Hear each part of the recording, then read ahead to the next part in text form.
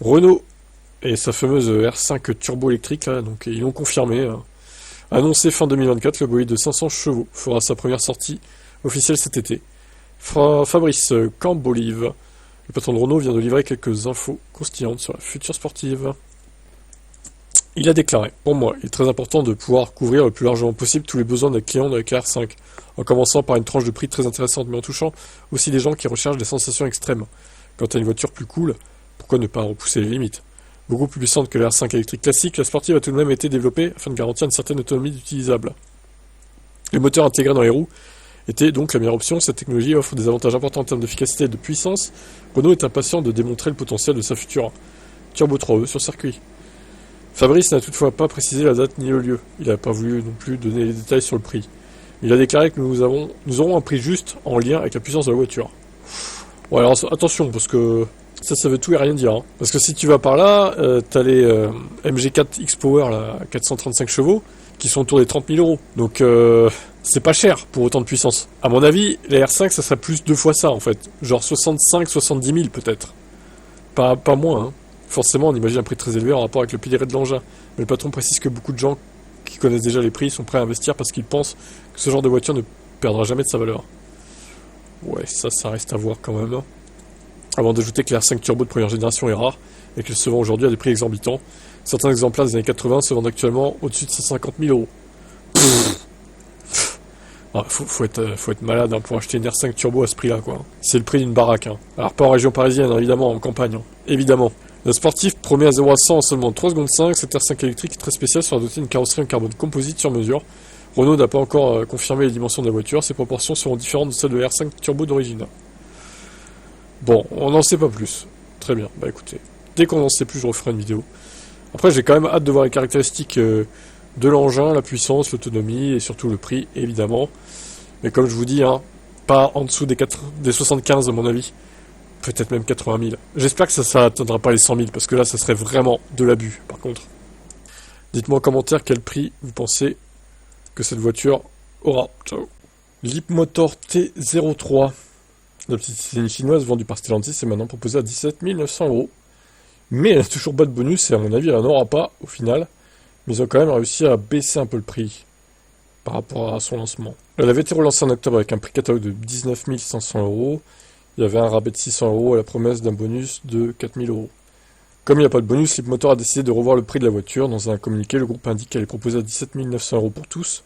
Ça semble toutefois être un prix promo de 1 600 euros sur le site de la marque. Si la Leapmotor n'est pas la moins chère, Dacia venant de lancer une Spring de base à 16 900 euros avec le moteur très peu puissant, la T03 est une proposition intéressante. Elle propose 265 km de LTP, un équipement très généreux, navigation sur écran tactile, clim auto, caméra de recul ou encore un toit en verre. La T03 sera dispo dans 110 points de vente français de Stellantis d'ici fin février. Ok, bon. Il lui manque quand même le V2L, contrairement à la Spring qu'il a. C'est un peu dommage qu'il ne l'ait pas mis, mais bon. Après, elle reste plus puissante quand même. Elle fait 95 chevaux, donc ça reste pas mal. Je me demande si elle va vraiment se vendre cette voiture. On verra bien. BMW iX restylé. Alors, nouvelle autonomie en hausse apparemment.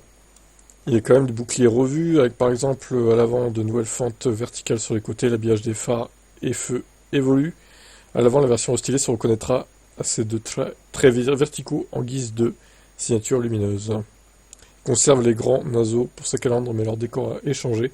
On oublie les petits triangles place à des traits en diagonale sur la version classique et une fausse grille sur le modèle badgé M en option. Le contour de la calandre peut être lumineux. Le restylage est l'occasion de revoir le nuancier, avec pas moins de 6 nouvelles couleurs et les jantes.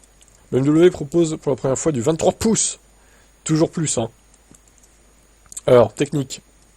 L'entrée de gamme passe de X-Drive 40 à X-Drive 45 avec maintenant 408 chevaux au lieu de 326. Puis on a la X-Drive 60 avec 544 chevaux au lieu de la X-Drive 50 qui avait 523. Bon là c'est une hausse moins grande quand même.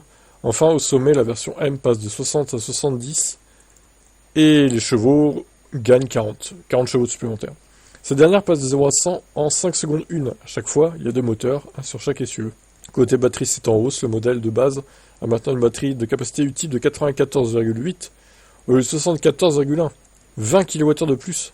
On passe donc de 435 à 602 km. La X-Drive 60, la batterie passe de 108,8 à 109,1, ce qui change pas grand-chose pour le coup. Par contre, alors c'est étonnant parce que 700 km au lieu de 633. Une progression qui s'explique aussi par une amélioration de la consommation. Avec une batterie de 108,9, le modèle M propose 600 km contre 565 précédemment. La recharge, ils ont un AC en 22 kW, ça c'est pas mal, sur les bornes compatibles. Et en recharge rapide, 175 au lieu de 150, X-Drive 45. Et les autres c'est 195, c'est toujours pareil. Bon, le prix est stratosphérique, 88 600 pour X-Drive 45, 106 400 pour X-Drive 60 et 136 000 pour M70 X-Drive. Voilà. C'est très cher. Très cher, trop cher peut-être. Bon, après c'est BMW, hein, c'est luxueux. Évidemment, il y a la marque qui se paye aussi. Même si, bon, les caractéristiques sont bonnes, hein, évidemment, mais c'est quand même un peu salé, quoi. Bon, voilà pour ça, je vous laisse commencer. Alors, les ministres français montent au créneau pour défendre les constructeurs automobiles concernant les normes CO2. Dans une lettre publiée par les Échos, Marc Ferracci, Agnès Pannier-Runacher et Benjamin Haddad sont montés au créneau pour demander à la présidente de la Commission européenne de prendre en compte les difficultés des constructeurs du vieux continent. Les trois ministres estiment que Bruxelles doit avoir une norme CO2. Ah, ça y est, ça fait marche arrière. Ils enjoignent Ursula von der Leyen à prendre ses responsabilités et suggèrent de lisser les objectifs sur plusieurs années. La CEA, Association des constructeurs automobiles européens, a déjà demandé à la Commission de faire preuve de souplesse. Mais l'appel à l'aide n'a jamais été pris en compte par Bruxelles. Les ministres de la transition écologique de l'industrie et de l'Europe estiment que l'application stricte d'une réglementation dépassée par la conjoncture serait à nos yeux une grave erreur politique et affaiblirait durablement notre capacité à accompagner la transition écologique de notre industrie automobile. Cet ultime SOS sera-t-il enfin écouté? Si ce n'est pas le cas, les marques automobiles devront composer avec les normes CO2 de la Commission européenne pour éviter de payer de trop lourdes amendes. Ils seront obligés d'acheter des crédits à des constructeurs qui en vendent beaucoup, des VE, comme les Chinois ou Tesla. Alors là, s'ils achètent des crédits VE aux constructeurs chinois, alors là, je suis mort de rire, quoi. Alors qu'ils n'arrêtent pas de les pénaliser, les constructeurs chinois en Europe, ça serait vraiment trop drôle. Deuxième option, réduire les ventes de véhicules thermiques et augmenter celles sur l'électrique. Mais c'est pas si simple, cette situation risque d'être néfaste pour l'industrie européenne, selon les ministres français. Dans ce premier cas, ils estiment que ça reviendrait à transférer plusieurs milliards d'euros aux constructeurs chinois. Ah, mais si tu leur achètes des crédits de CO2 aussi, tu leur transfères des milliards d'euros, hein, au bout d'un moment. Deuxième solution, ça pourrait conduire à des licenciements, à des fermetures d'usines en cascade. Plusieurs sous-traitants seraient également menacés de fermeture. La Commission européenne semble bien décidée à ne rien lâcher en forçant les entreprises à passer coûte que coûte à l'électrique. Eh bien, pour une fois, je soutiens l'UE. Clairement, il faut garder le cap. Tant pis si ils n'arrivent pas à s'adapter, les constructeurs, ils vont payer leurs amendes, et puis voilà, ils ont qu'à faire des meilleurs VE, moins chers, plus efficients, que les gens veulent acheter, et pas des voitures un peu élitistes pour la ville, genre la R5, bon, là, c'est pas que pour la ville, la R5, mais quand tu vois ces consos sur autoroute, hein, encore une fois, désolé, mais t'es autour des 24-25 kWh au 100 pour une petite voiture comme ça, c'est inadmissible. Encore une fois, elle devrait être à 19-20, quoi, pas plus.